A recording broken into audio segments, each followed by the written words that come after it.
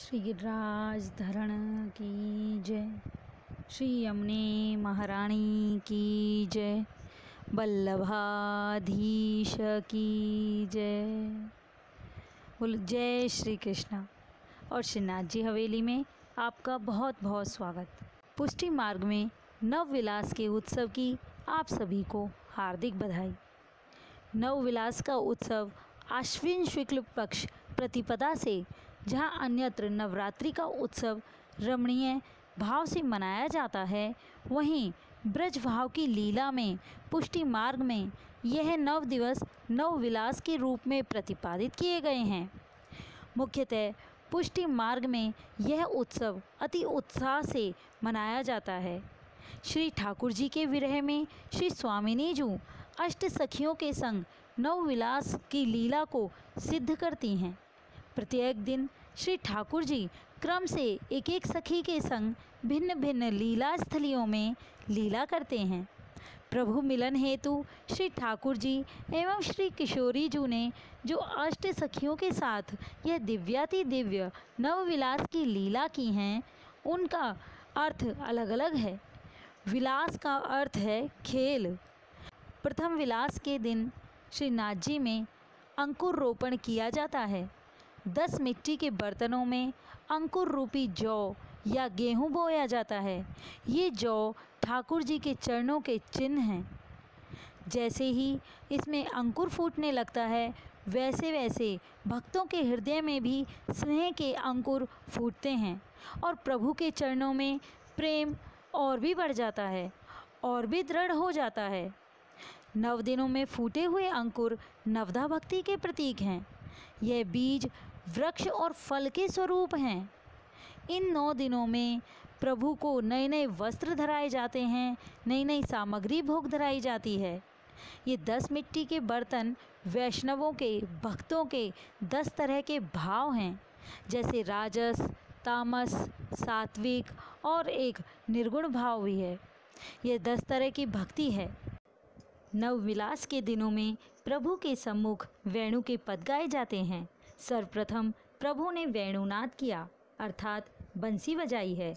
इसके सुनते ही, इसके श्रवण मात्र से ही ब्रज भक्तों के हृदय में प्रेम, उत्साह, कृष्ण मिलन की आस का अंकुर रोपण हुआ है। अर्थात मिलन की आस ने सभी ब्रज भक्तों के हृदय में आज स्थान बना लिया है।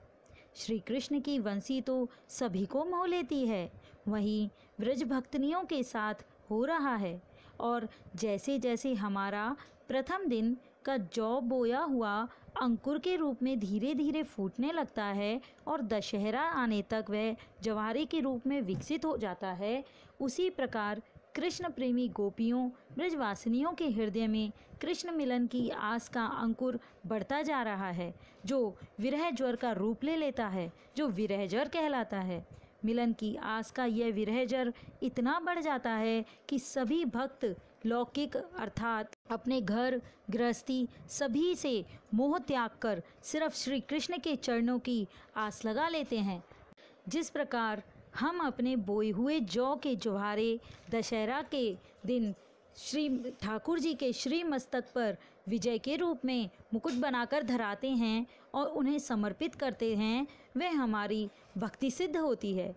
इसी प्रकार इन नवविलास के दिनों में गोपियाँ, सखियाँ अपने आप को सभी मुँह से परे करके लौकिक आसक्ति को छोड़कर श्री कृष्ण के प्रेम में डूब जाती हैं और श्री कृष्ण की भक्ति में समर्पित हो जाती हैं।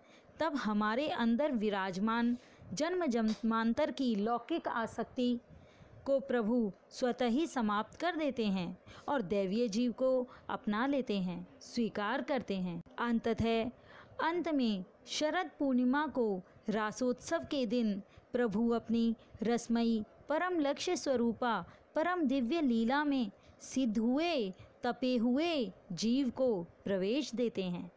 इस लीला में प्रवेश हेतु गोपियाँ, सखियाँ बहुत दिनों से बेचैन हो रहती हैं, बहुत दिनों तक प्रतीक्षा करती हैं कि किस तरह हम श्री कृष्ण की रासलीला में सम्मिलित हों। अतः नव विलास 9 दिन ब्रजांगनाओं, ब्रज भक्तनियों, सखियों द्वारा किया गया वह मनोरथ है जिसके फलस्वरूप शरद पूर्णिमा में महाराज की लीला का प्रागट्य हुआ है। अतः नवविलास 9 दिनों ब्रजवासिनियों की भक्ति का, गोपियों की भक्ति का किया गया वह मनोरथ है। अपने हृदय में उन्होंने ऐसा मनोरथ किया है जिसके फलस्वरूप ठाकुर जी को महाराज की लीला का प्रागट्य करना पड़ा और इस लीला का प्रागट्य हुआ है। शरद पूर्णिमा की जय हो। नवविलास के 9 दिनों प्रभु ने अलग अलग लीला स्थली पर अलग अलग सखी के साथ लीला की हैं।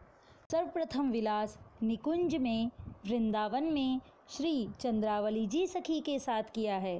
प्रभु को सुनहरे लाल वस्त्र धराए गए हैं और विशेष सामग्री में चंद्रकला धराई गई है।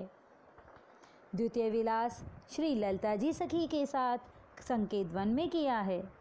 तृतीय विलास श्री विशाखा जी सखी के साथ निकुंज लीला विहार में किया गया है। चतुर्थ विलास चंद्रभागा जी सखी के साथ पारसोली गांव में किया है। पंचम विलास संजावली जी सखी के साथ कदलीवन में किया है।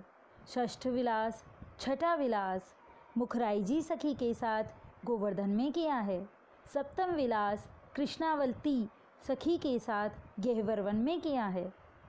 अष्टम विलास भावनी जी सखी के साथ भद्रावन में किया है और नवम विलास लाडली जी के साथ वंशीवट पे किया गया है। नव विलास के प्रथम विलास का पद।